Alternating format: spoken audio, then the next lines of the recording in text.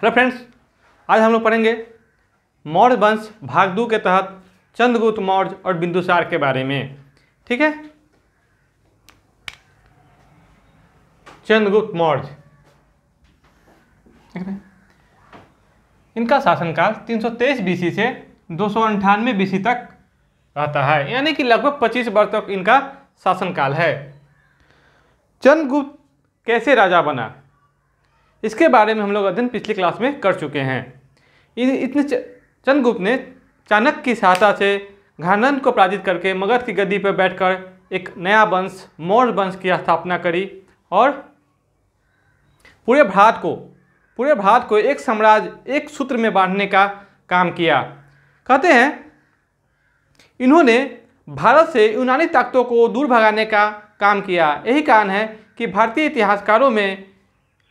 इतिहासकारों ने चंद्रगुप्त मौर्य को मुक्तिदाता कहा है। भारत का मुक्तिदाता मतलब उसने विदेशियों को बाहर से खदेड़ने का काम किया और भारत को एक सूत्र में बांधने का काम किया। ठीक है,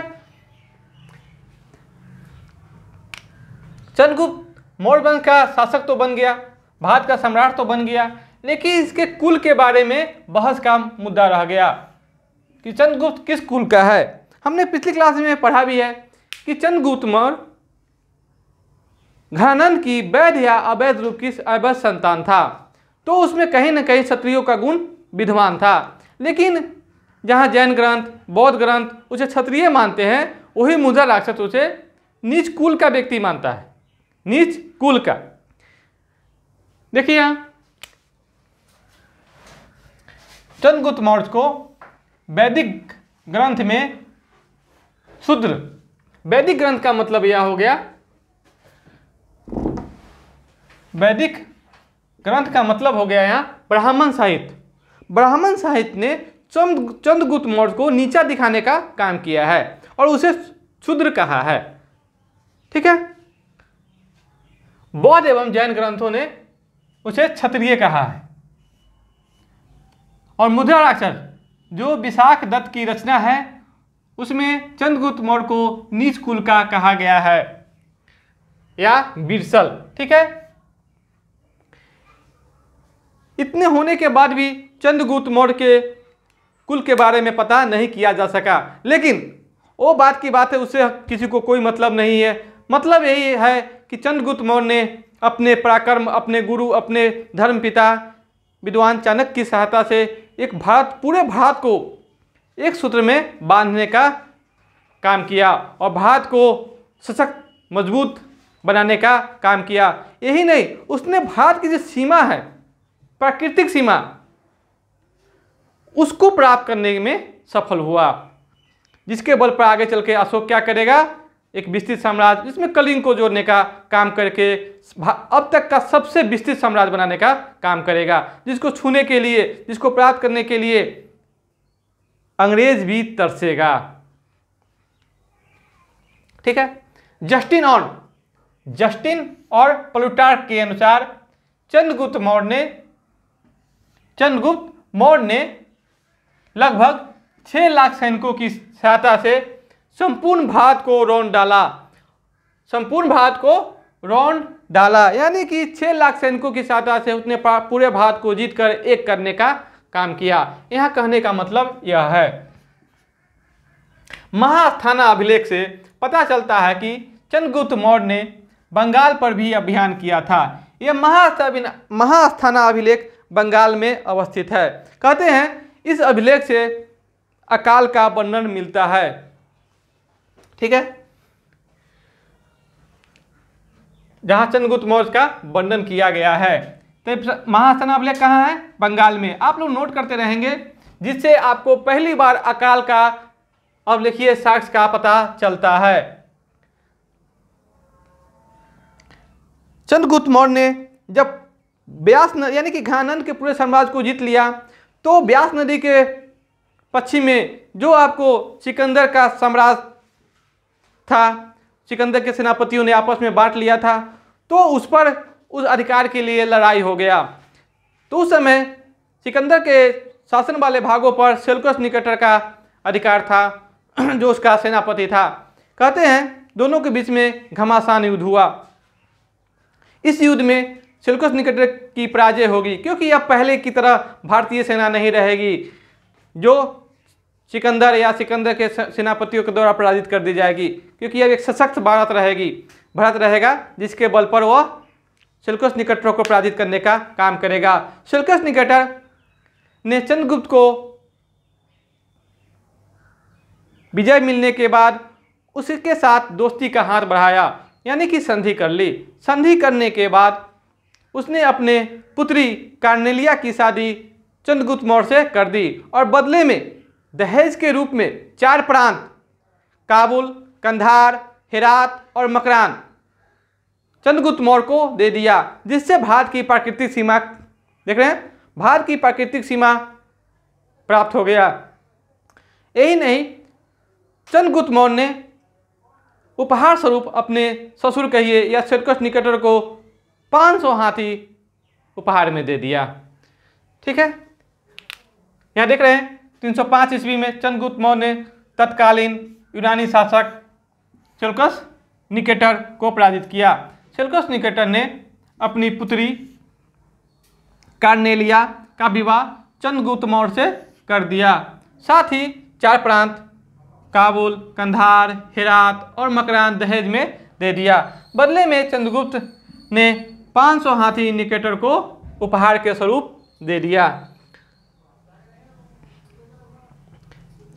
चंद्रगुप्त मौर्य और सेल्यूकस निकेटर के बीच में जो युद्ध हुआ, इसका वर्णन आपको एपियानस ने किया है। एपियानस ने बड़ी ही खूबसूरती के साथ युद्ध का वर्णन किया है। आप लोग नोट कर लेंगे। चंद्रगुप्त मौर्य का जो साम्राज्य का विस्तार है वह पश्चिम में ईरान से लेकर पूरब में बंगाल तक और उत्तर में कश्मीर से लेकर दक्षिण में कर्नाटक के मैसूर तक देख रहे हैं ना, मैसूर लिखा हुआ है। कश्मीर से लेकर कर्नाटक के मैसूर तक साम्राज्य का विस्तार हो जाता है।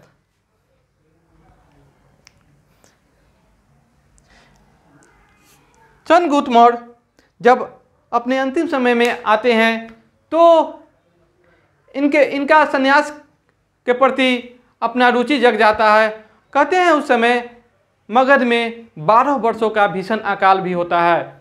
इससे व्याकुल होकर चंद्रगुप्त मौर्य ने अपनी राजगद्दी अपने पुत्र बिंदुसार के पक्ष में छोड़कर अपने गुरु भद्रबाहु से जैन धर्म की दीक्षा लिए और उनके साथ दक्षिण में कर्नाटक के श्रवणबेलगोला में जाकर अपना अंतिम समय व्यतीत किए, जहां पर उन्होंने उपवास के द्वारा शरीर का त्याग किया। ये उपवास क्या है? तो जैन धर्म में यह उपवास जो होता है यह मृत्यु की विधि है, जिसे संलेखना विधि कहते हैं, जिसमें जैन धर्म के लोग इसी के द्वारा अपना जीवन का समाप्ति करते हैं। ठीक है, देख रहे हैं यहाँ पर जीवन के अंतिम समय में अपने पुत्र के पक्ष में सिंहासन छोड़कर जैन मुनि भद्रबाहु से जैन धर्म की दीक्षा ली तथा श्रवणबेलगोला में जाकर 298 BC में उपवास के द्वारा अपने शरीर त्याग दिए। कहते हैं यही श्रवणबेलगोला में आपको गुप्तेश्वर की बाहुबली मूर्ति बनाई जाएगी। ठीक है, तो ये रहा हम लोग के चंद्रगुप्त मौर्य के बारे में जानकारी। अब यही नहीं, चंद्रगुप्त मौर्य का जो उत्तराधिकारी है जिसके पक्ष में उन्होंने गद्दी छोड़ा था उसका नाम बिंदुसार है। बिंदुसार जो नाम है, यह नाम के पीछे भी एक बेहतरीन कहानी है। कहते हैं चाणक्य अपने चंद्रगुप्त, जो उसका राजा था चंद्रगुप्त, तो राजा का ख्याल बड़ी ही बारीकी से करते थे और उनके खाने में वह शुरू से ही जहर देते थे। थोड़ा थोड़ा करके जहर देने का क्रम चलते रहा, ताकि कोई भी 20 कन्या हो, चाहे कोई भी सुंदर स्त्री हो, उसे जहर के द्वारा न मार पाए, क्योंकि उस समय यह ट्रेंड चल पड़ा था। खूबसूरत लड़की अपने बालों में जहर लगा के, नख में जहर लगा के, दांत में जहर लगा के अच्छे अच्छे को नींद के क्या मौत के घाट उतार देती थी, यानी कि जहर के द्वारा राजा की मृत्यु हो जाती थी। यही कारण है चाणक्य इस बात को भली भांति जानते थे और उन्होंने चंद्रगुप्त मौर्य को शुरू से ही खाने में जहर दिया करते थे, जिसका न पता चंद्रगुप्त को था, न ही बाकी किसी और को, दरबारी को, और न ही उसके फैमिली वाले को। लेकिन चाणक्य इस बात का ख्याल रखता था कि चंद्रगुप्त मौर्य के खाना में कोई दूसरा खाना साथ न खाए। एक दिन की बात है, चंद्रगुप्त खाना खा रहे थे तो उनकी रानी आके साथ में खाने लगी। चाणक्य उस समय नहीं थे, लेकिन देख रहे हैं जहर का प्रभाव उनके रानी पर आ गया। इसके कारण क्या हुआ, उसके प्राण निकलना शुरू हो गया, यानी कि मरने के कगार पर आ गई और उनके पेट में मौर्य साम्राज्य का यानी मौर्य वंश का उत्तराधिकारी पल रहा था। कहते हैं चाणक्य को इस बात का पता बहुत जल्दी चल गया। उसने जल्दीबाजी में आए और अपने वैद्य कहिए, डॉक्टर कहिए, उनसे कह के रानी का पेट चिरवा कर बच्चा को निकाल लिए, यानी कि मौर्य वंश के उत्तराधिकारी को बचाने का काम किया। कहते हैं कि रानी तो मर ही गई जहर के चलते, जहर के प्रभाव से, लेकिन ये बच्चे पर जहर का जो अंश था वह उसके माथे पर एक बिंदु के रूप में आ चुका था। इसी कारण है इसका नाम पड़ा बिंदुसार। देख रहे हैं, यहां पर एक बात हम मिस कर गए हैं। सेल्यूकस निकेटर ने युद्ध के बाद जब संधि हो गया तो उसके बाद अपना एक राजदूत मेगास्थनीज को चंद्रगुप्त मौर्य के दरबार में भी भेजा था, जो चंद्रगुप्त मौर्य के दरबार में काफ़ी दिनों तक, कहते हैं लगभग 14 से 15 वर्षों तक निवास किए थे। और उन्होंने इंडिका नामक पुस्तक भी लिखी थी, जो हम लोग पहले भी कई बार चर्चा कर चुके हैं। ठीक है, अब आते हैं हम लोग बिंदुसार। बिंदुसार के नाम का कैसे पड़ा, इसका हम लोग कहानी अभी सुन चुके हैं। बिंदुसार को अमित्रघात कहा गया है। क्या कहा गया है? अमित्रघात, जिसका मतलब होता है शत्रु विनाशक। क्या होता है? शत्रु विनाशक।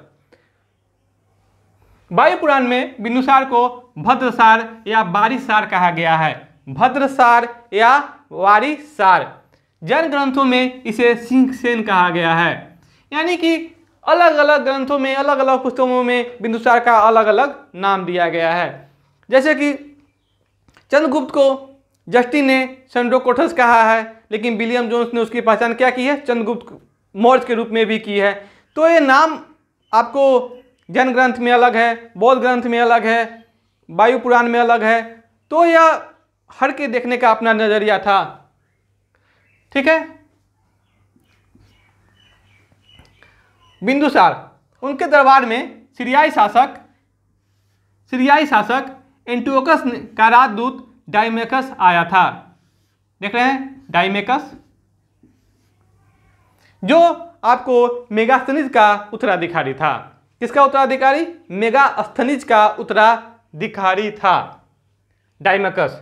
ये बराबर एग्जाम में सवाल पूछे गए हैं कि मेगास्थनीज का उत्तराधिकारी कौन बना। यह सवाल को थोड़ा घुमा दिया जाता है, जिसके लेकर बच्चे क्या होते हैं? भटक जाते हैं। तो यहाँ पर मेगास्थनीज का उत्तराधिकारी डाइमेकस होंगे, जो सीरियाई शासक एंटियोकस का राजदूत बन के बिंदुसार के दरबार में आएंगे। कहा जाता है, एक लेखक है एथिनियस, उनके अनुसार बिंदुसार ने सीरियाई शासक एंटियोकस के पास संदेश भिजवाया और 3 वस्तुओं की मांग की: मदिरा, सूखे अंजीर और दार्शनिक। क्या? पहला मदिरा, सूखे अंजीर और तीसरा दार्शनिक। कहते हैं सीरियाई शासक एंटियोकस ने मदिरा और सूखे अंजीर बड़े सम्मान के साथ बिंदुसार के दरबार में भिजवाने का काम किए, और तीसरे जो दार्शनिक की मांग थी उसके बारे में कहवाया कि नहीं, हमारे सीरियाई राज्य में उसके कानून के अनुसार दार्शनिकों का क्रय विक्रय नहीं होता है, यानी कि दास व्यापार नहीं होता है। यही कारण है कि हम तीसरी मांग को पूरा नहीं कर सकते हैं। अब देखिए, उस समय बिंदुसार का क्या कद था? क्या कद था साम्राज्य का, देख ही रहे हैं कितना बड़ा साम्राज्य है इनका, जो सीरियाई शासक ने उनकी मांग को मानने के लिए मजबूर होना पड़ा। ठीक है, बाद में देख रहे हैं कि उन्होंने एक दार्शनिक भी भेजने का काम किया जो डाइमकस के रूप में आए और बहुत दिनों तक बिंदुसार के दरबार में रहे। बिंदुसार के शासनकाल में तक्षशिला में 2 विद्रोह का पता चलता है। तक्षशिला जो भारत के उत्तरी पश्चिमी प्रांत था, कहते हैं जो ऐसे राज्य या ऐसे प्रांत जो राजधानी से दूर होते हैं वहाँ पर विद्रोह सबसे अधिक होते हैं। ये इतिहास की विडंबना है, क्योंकि वो राजा के पहुँच से दूर होता है। यही कारण है कि वहाँ के जो गवर्नर होते हैं, राज्यपाल होते हैं या उपराजा होते हैं, वह बहुत जल्दी ही अलग होने के लिए विद्रोह कर बैठते हैं। तो इस विद्रोह को दबाने के लिए बिंदुसार ने अपने पुत्रों को भेजा। जैसे कि पहले विद्रोह को दबाने के लिए उन्होंने अपने सबसे बड़े पुत्र और अपने द्वारा नियुक्त उत्तराधिकारी सुसीम को तक्षशिला भेजा, और दूसरी विद्रोह के समय उन्होंने अशोक को भेजने का काम किया। कहते हैं सुसीम से ज़्यादा बेटर अशोक ने वहाँ के विद्रोह को भली भांति और बहुत ही खूबसूरती के साथ बिना रक्तपात किए विद्रोह को क्या किया, थाम दिया, यानी कि विद्रोह को दबाने का काम किया और तक्षशिला का गवर्नर नियुक्त हो गया। कहते हैं यही कारण है कि अशोक जहाँ भी गया, जिस प्रांत में भी गया, वहाँ का माहौल अपने पक्ष में बनाने का काम किया और आगे चल के यह जो मौर्य साम्राज्य का तीसरा शासक बनेंगे अशोक महान, ये सब के पीछे एक क्रम तैयार होते चला जाएगा। देख रहे हैं ना, सुसीम और अशोक। बिंदुसार किस धर्म को मानता था? तो बिंदुसार आजीवक संप्रदाय को मानता था और बहुत ही क्या कहते हैं उसको, सादा जीवन, राजा होते हुए, मौर्य वंश का राजा, मौर्य साम्राज्य का शासक होते हुए भी सादा जीवन व्यतीत करते थे बिंदुसार। तारानाथ के अनुसार बिंदुसार ने दक्षिण भारत का अभियान किया था और बिंदुसार को 16 राज्यों का विजेता भी बताया गया है। लेकिन जहाँ तक आपको साम्राज्य के विस्तार की बात है तो चंद्रगुप्त मौर्य के द्वारा किया गया विस्तार पर ही रहा, यानी कि धरातल पर बिंदुसार ने साम्राज्य का विस्तार नहीं किया, लेकिन उसने चंद्रगुप्त मौर्य के द्वारा विस्तारित साम्राज्य को संगठित बनाए रखने में सफलता प्राप्त की और उसे बनाए रखा। कहते हैं बिंदुसार के जीवन के अंतिम समय में जब उनका स्वास्थ्य गिरने लगा और बिंदुसार ने अपने सुसीम को उत्तराधिकारी घोषित किया तो भाइयों के बीच में एक विद्रोह पैदा हो गया और अशोक ने अपने पिता के इच्छा के विरुद्ध आके अपने 99 भाइयों की प्लस में 99 भाइयों की हत्या करके मगध के राज पर अधिकार कर लिया। ठीक है, और मगध के राज पर अधिकार प्राप्त किया। अगली बार जब हम लोग का अध्ययन शुरू होगा तो अशोक के बारे में होगा, जो काफ़ी एक बड़ा क्या है चैप्टर है। ठीक है।